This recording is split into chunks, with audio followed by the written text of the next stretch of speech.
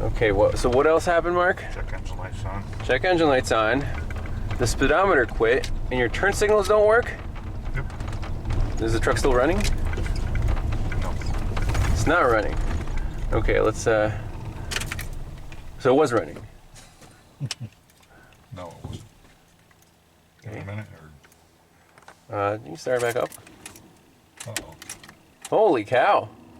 Uh-oh. Now we're done. Now I wonder if the battery voltage is okay. Okay, we got a no crank. Shit. AAA? I can tow you back with my truck if I had it. Okay, so let's, this is getting interesting. So we let the truck sit for a second. It's showing 8 volts. That's low voltage. So the owner said he just replaced the cluster with an updated one with the tach. And he said his gauge, where was it showing when we started? Before the change, or after? Like, yeah, when you first put it in, where was the needle? Was it like right in the middle or to the left? No, it was about where it was, you know. Because right now it's basically on the, almost on the red, but it was higher than that. Higher than that, yeah. Okay, so I'm almost willing to trust the gauge. Because I'm sure we got nothing here. Yeah, it's... so we got to figure out what to do here. Thing's not charging. I can look up a diagram of the charging system and see if the alternator is turned on by something in the cluster. That's a variable. Because you replaced the entire thing, right? The board and the... Yes. That was as is. And there's only one connector on the back? There's two. There's two connectors. Actually, 3 connectors. One's for the speedometer, the other one. Right. Because when you turn it on, that battery light should come on, right? And did it come on with the old cluster? Yes. And it's not on with the new cluster. Right. So that could be a turn on light to get the alternator going. And if the pins aren't exactly right, and we're not turning on the alternator, it just ran on on the good battery for a while, for like 10 miles, and eventually depleted itself. So we have to figure out how to get the truck back to the shop. All right, so we're back at the stranded Ford pickup truck.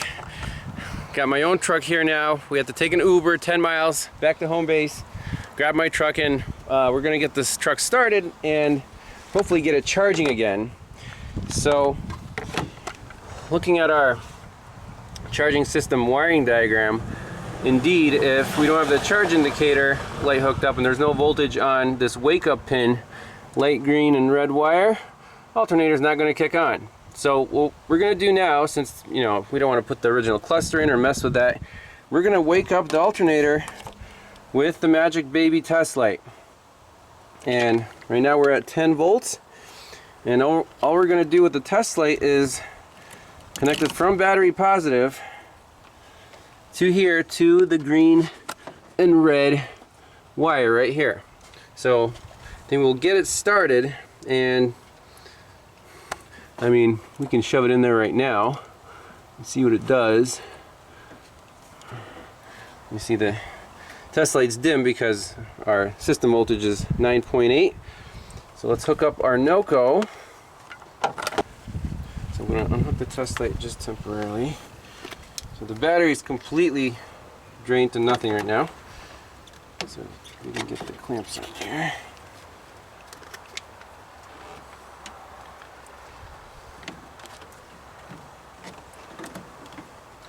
Alright, so turn it on. Okay, yep, it's flashing. So go ahead and start it up. So that test light should go out as soon as the alternator kicks in. Yay. No goes off, we're at 13.6. Fan-freaking-tastic. And if we remove the light, let's see what happens. See, that voltage goes down right away.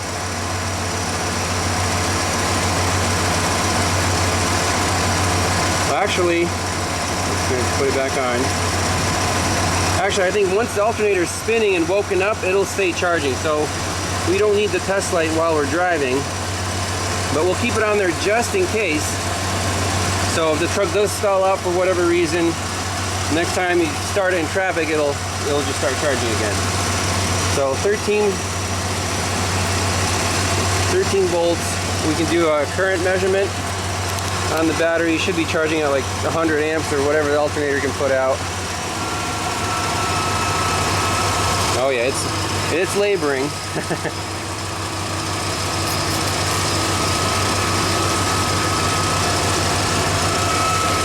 74 amps. The alternator definitely works.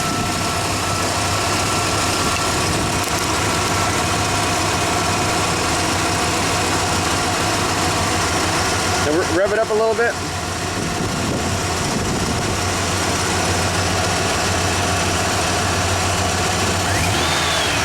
Yep. Okay. Yep. So I'm happy with that. How is the gauge? Is the cluster working as it should? Yeah, it is. Okay, so you can trust that needle, but you need the light to turn on the alternator. Awesome.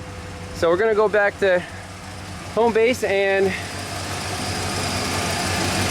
Mark is gonna tell me if the truck does anything funky on the way back. I think we'll just go from there. Now we're following the Ford along scenic Route 1.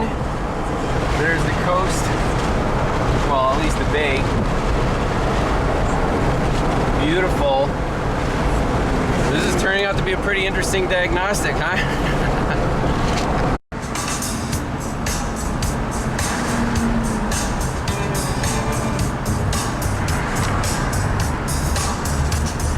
So far, so good.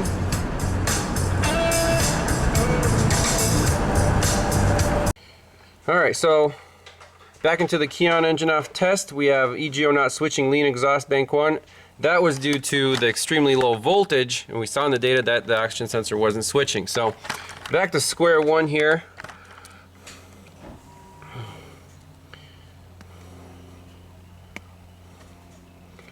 Yep. Just look at the data.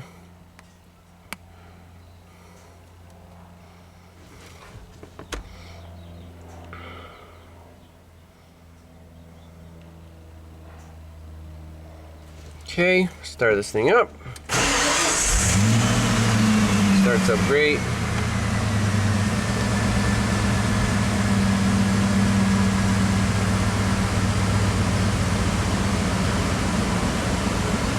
I don't know what the EPC is, but RPMs are good. Baro, TPS, idle air, vehicle speed. Short term is at 7. We're in open loop. Long term is still at minus 56.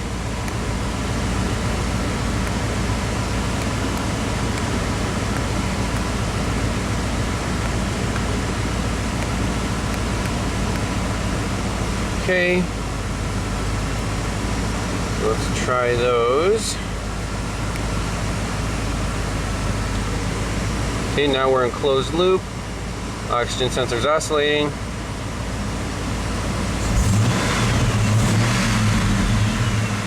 Truck revs up great. So now let's shut it off, plug in the original PCM, and see if there's any difference in the data. Alrighty, so the original computer plugged in. I'm just gonna leave it here and fire up the truck and see if the data display changes.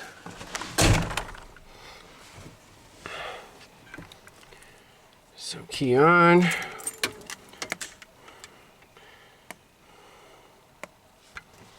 Okay, codes menu. Key on, engine off.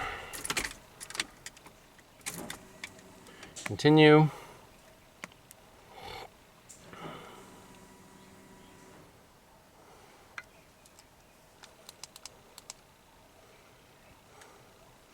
Wow, so that code right there, is that stored? Let's try clear codes.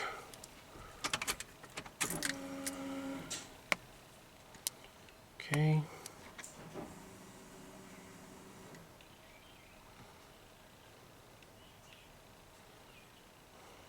Wonder how it remembered the code if we swapped the PCM over.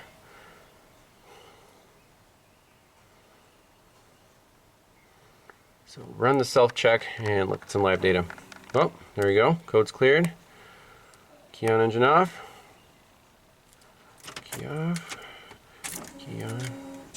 Continue.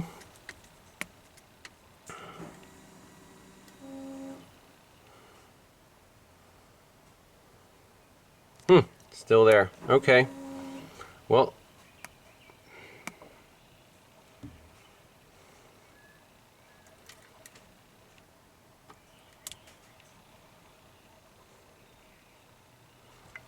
so customize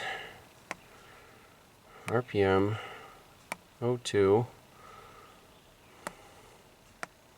So it looks like the data PIDs have not changed in terms of the selection here. Doesn't look like. But okay, list view. Still at minus 56. So it might be a problem with the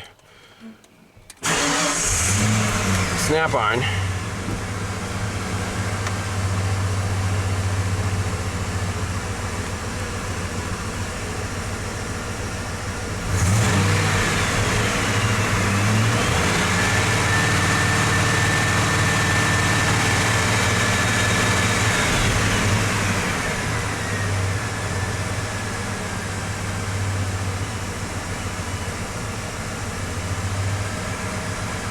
Okay, closed loop.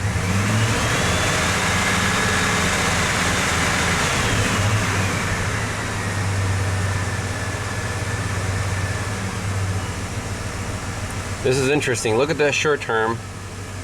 Go up to 30%. And long term is at minus 56. How is there a way to clear the keep alive memory on this truck? Because apparently it's not in the PCM.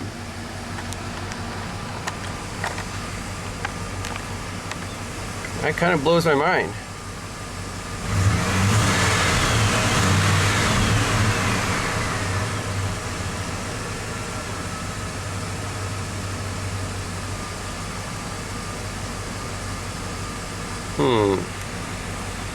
Well, otherwise, it looks identical to the reman PCM. So I'm just reading a little bit of information on adaptive relearn procedures for Fords. What do we have to do? I mean, we plugged in a new PCM and the codes are still there. It says whenever a component is repaired or replaced, disconnect negative battery cable for 10 minutes to erase adaptive strategy from keep alive memory. Symptoms present before repairs may remain until keep alive memory is erased. Idle speed. Some symptoms may appear when cam is erased or repairs are not complete.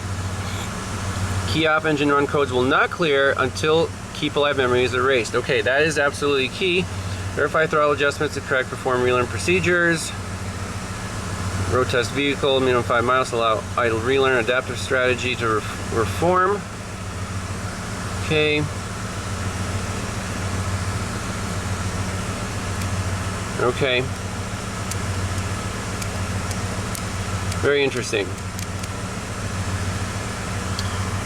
So what we're going to do is plug in the PCM that's already in there, disconnect the battery for 10 minutes, go eat some lunch, come back, and I want to see those fuel trims back at 0. Okay, so the second PCM, or the one that was already in the truck, is plugged back in. We did the battery reset, no codes present. Now let's do start it up and do a key on engine run self-test.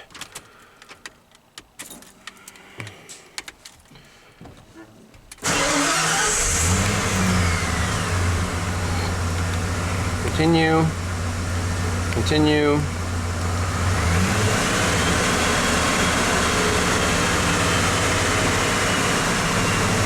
Press and release brake pedal. Turn steering wheel 180, then release.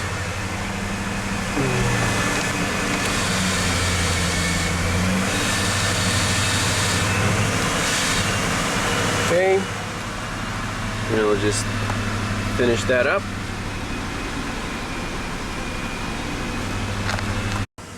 Alright, key on, engine run, self-test ran through, no faults present.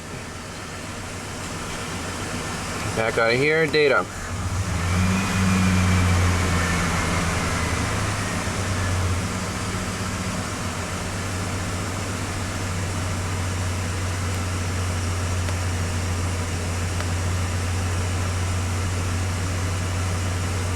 Long-term fuel trim still at minus 56, so I don't know if that's a real data pit or not, and then we still don't have our map. But otherwise, we did what we could. The truck didn't stall out. Well, you know, we fixed the ignition control module, put the original one back in. To fix the charging system, the owner is going to have to put the original cluster back in. But that's it. So interesting case study, kind of a 2-in-1 diagnostic. We did find 2 problems, and the fact that the data's off, I guess it's just the Snap-on software with Ford, you know, not quite compatible on the 95, 5.0 liter. So that's about it. Thanks a lot for watching, and we'll see you in the next one. Bye-bye. All right, just a little bit of bonus footage. We got this cluster. When you turn the key on, now that battery light comes on. There's nothing wrong with the pins, but the actual bulb itself, the back of the cluster, I just took it out, looked at it, and put it back in. Now it works, just a bad contact, junkyard unit. Not too surprising. So when we start this thing up, let's do a voltage check. See, the light goes out as it should. Our voltmeter now is over the halfway mark, and just to get a number, we're at almost 14 volts. That's awesome. And this battery should be pretty well charged now.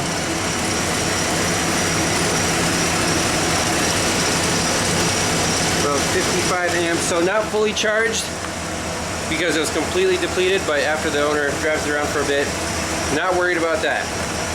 We could do a parasitic drought test. He's never had a problem with it, dying after sitting. And with everything off, there's a little push thing on the key here because it's a stick shift. So keys out. Everything should go to sleep fairly quickly on these old trucks. So 40 amps. And yeah, we're right around 0. So, hey, at least some of the other bulbs don't really match up, but he's like, whatever, as long as my truck charges and I have a tachometer, that's all I need. So customer's happy. Let's move on to the next one.